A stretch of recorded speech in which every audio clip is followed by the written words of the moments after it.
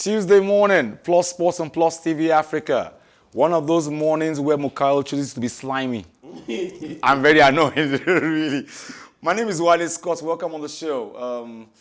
We have a lot of things to laugh about this morning, really. But I'll tell you my opinion. My opinion is always very controversial. So I'll tell you my opinion later. My name is Wale Scott. Mukhail Tinubu. Welcome on the show. Always happy to be here. I was telling you before the show started that we have the worst administrators in the world. I am saying this without fear or favor. Our president, Nigeria Football Federation, Amaju Pinnick, is the worst ever. The guys who run our AFN are still fighting each other over ego. They're ego tripping. And so our athletics is suffering because of that. Our basketball federation just ended their fight a year or 2 years ago. A 4-year or 5-year fight.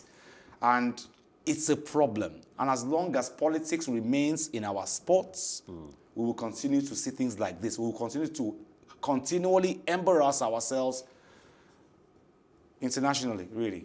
And everybody who has won and who will win a medal for Nigeria is just been the Nigerian spirit, the Nigerian grit, the Nigerian, I can do it. Yeah. It has nothing to do with the administrators, nothing.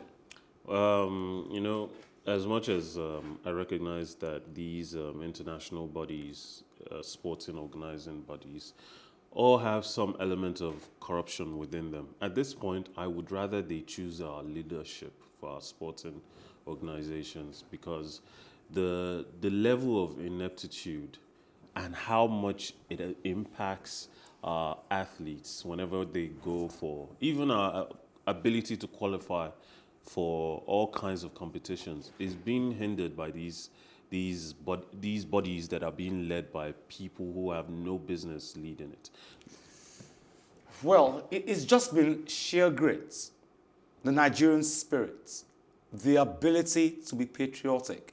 It has nothing to do with our administrators. Ese Brume has won the first medal for Nigeria at the ongoing Tokyo 2020 Olympics. She won bronze in women's long jump. Germany's Malaika Mihambo soared to gold in the women's long jump, snatching victory from former champion Brittany Reese with the last leap of the competition.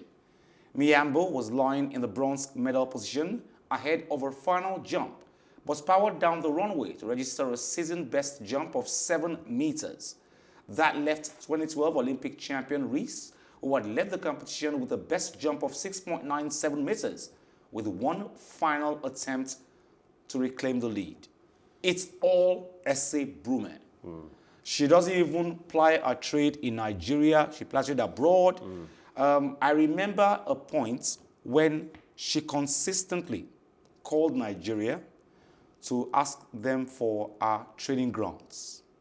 She didn't get it. She got it, I think, 2 weeks to the Olympics, our training grounds. So she had to call on journalists. I was fortunate to have been one of the journalists she called and told us that we should go to press and tell the world that if she doesn't do well, one of the reasons will be that the Nigerian Federation has not given her money yet. She got her training grant 2 weeks to the Olympics.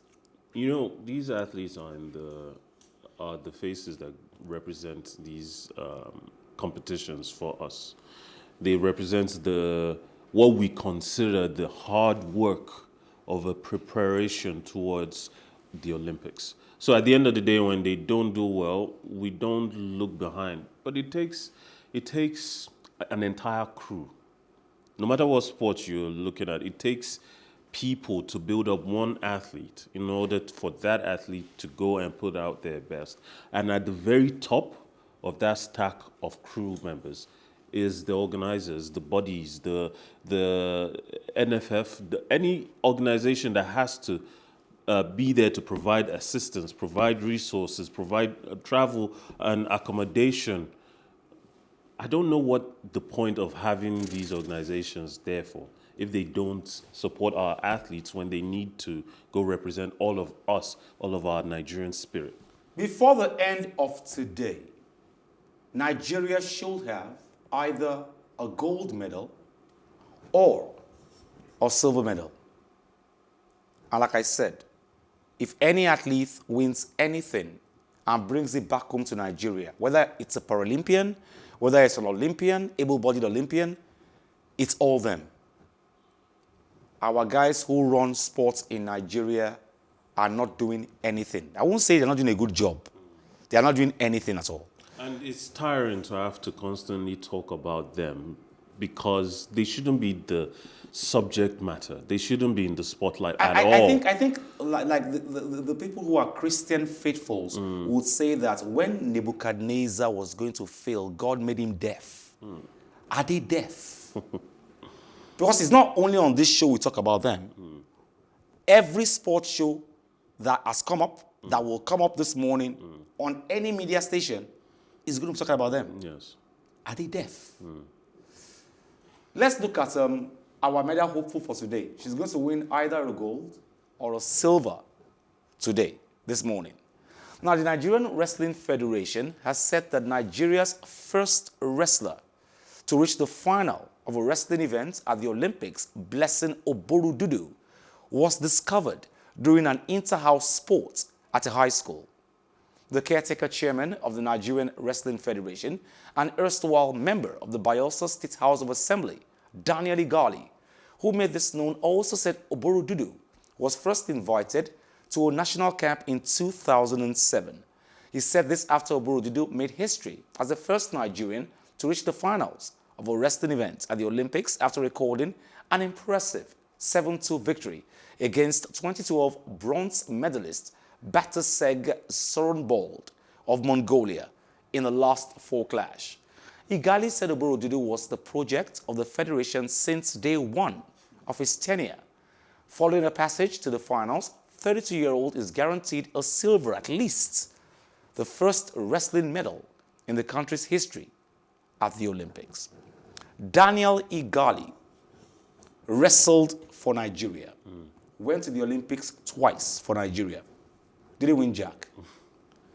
Then went to Canada, became a Canadian citizen, wrestled for Canada at the Olympics, and he won gold. You know, some of our village people in Nigeria will say... They do collective. They will say he didn't care about winning for Nigeria.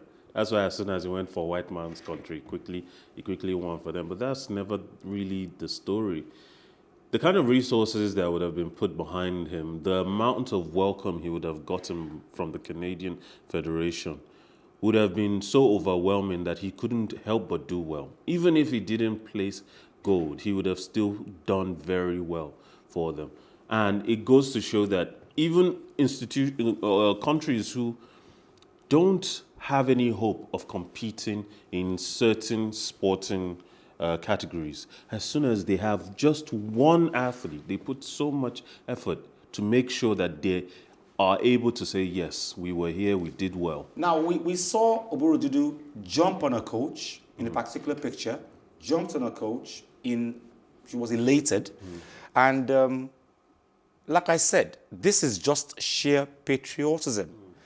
If definitely we're sure of either a gold or a silver this morning from Oborodudu. And I think this is fantastic. And I think Nigerian youths should look at the fact that she's already a hero, even if she does not win any medal today.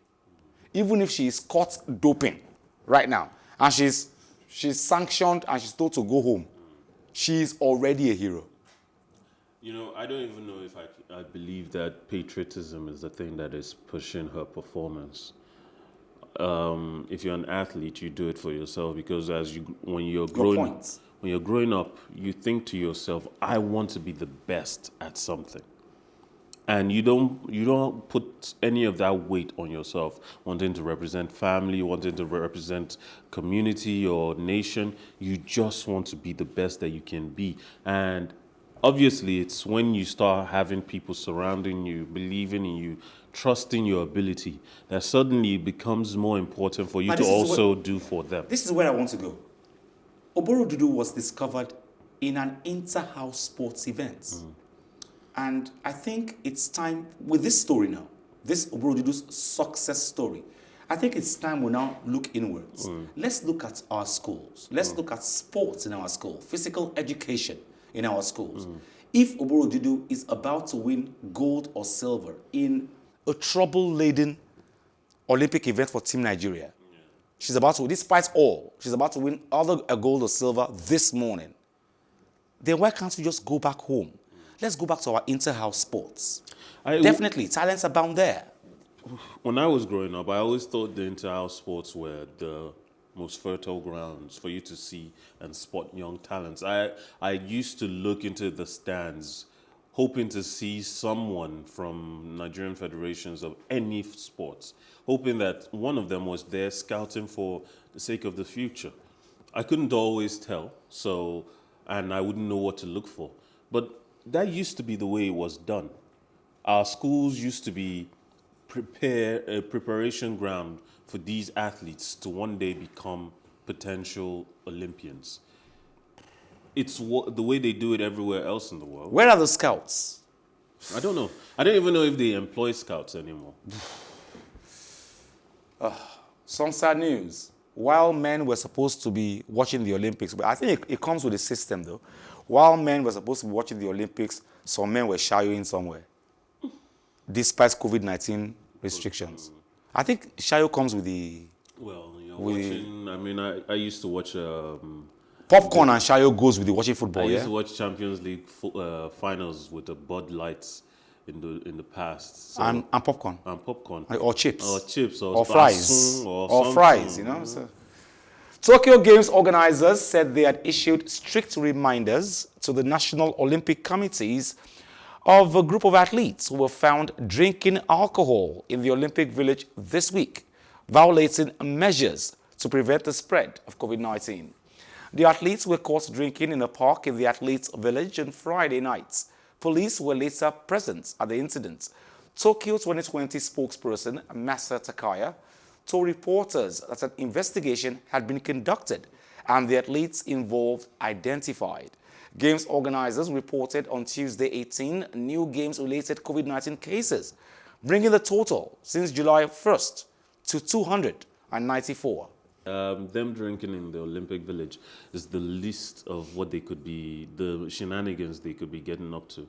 I mean, the Olympics, what is the point if at the end of your performance during the day you go back home, go back to the village and all you can do is stay in your room and what? I remember when I went for the Manchester Commonwealth Games and they handed us packs, you know, as you're entering the village, journalist village, media village, you know, they were handing you packs, and the packs had flasks, face towels, a lot of things. But most importantly, it had condoms. You know, like plenty, just in case. You know, so like you said, I said, this is just a little of what they can do. What they can drinking, do. come on. What and are they going to ban them for doing this? Are they going to prevent them from representing their country? The only reason why they can ban them or punish them is because of COVID-19 restrictions. But for drinking, no. Well, sure, but even for those restrictions, I mean, how punitive, if they weren't Olympians, how punitive would the punishment be? Let's look at the fact that the biggest female football team in the world has emerged. It's not in Germany, it's not Brazil, it's not England, it's not the US, it's Canada. They are taking everybody to the cleaners. Well, I mean, it's been a shock journey for them, and I don't think this will be the end of their growth.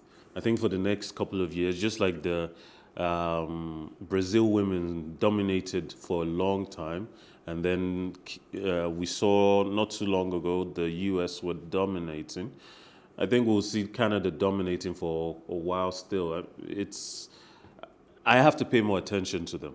But then we all have to pay more attention to female football at this point because the development is steady. It's massive. Yes. And these women, one thing I appreciate about female football is that where they lack as much pace, as much physical strength as their male counterparts, they demonstrate more technical prowess because that's the most they can rely on. That's True. the biggest draw. And if you love football for its tactical and technical nuances, then watching female football is an amazing experience. Massive. The World Cup winning United States fell to a surprise 1-0 defeat to Canada in the semi-finals of the Women's Olympic Soccer Tournament on Monday, with Jessie Fleming grabbing the winner with a 75th minute penalty. The Americans have won the Olympic Women's Football Tournament 4 times and have not been beaten by Canada for over 20 years. It's ironic when you realize that, you just said it a few minutes ago, most of those girls, the ladies, the US national team, didn't grow up liking soccer, football as we call it. And now... Well, some of them would have. What's interesting to me is that at the core of American sports and even North American sports in general, what you see oftentimes is that soccer doesn't figure into the class of sports that takes priority. So even at a childhood level, kids are trying to grow up to be baseballers, basketballers, Americans, rugby, American football and rugby, and maybe even golf, cricket, and tennis. But then these girls are growing up looking for some sport that they can play that doesn't... Actually excelling. Yeah. Our biggest football export is Asisa Toshwala. Come to think of it, really. A female footballer. Yeah, well... In those days, you would have counted like 10, 20 footballers male before you pick a female footballer who is an export. Well, you know, right now, I don't... So in Nigeria, obviously, the way our sporting awareness develops is based on what the rest of the world is doing. So we have to invest in order to catch up. And even though male football hasn't always had the amount of resources that it could and should, you know, and like you said, the Nigerian spirit, people are taking up the baton themselves and looking for ways to find a way out of poverty, to find a way out of their own circumstances. And female football, just like it developed with male football in Nigeria, is following the same path. We're looking at the West, we're looking at the rest of the world, and we're looking for how to go over there and prove ourselves. We've got some highlights from the Tokyo Olympic Games, of course, we'll give you that. But Murakami and Angelina Melinkova of the Russian Olympic Committee both won bronze with identical scores of 14.166, while Japanese men have long been a gymnastics powerhouse. Murakami gave the host nation, their first Olympic medal in women's gymnastics since they claimed the team bronze in 1964, the last time Tokyo hosted the Summer Games.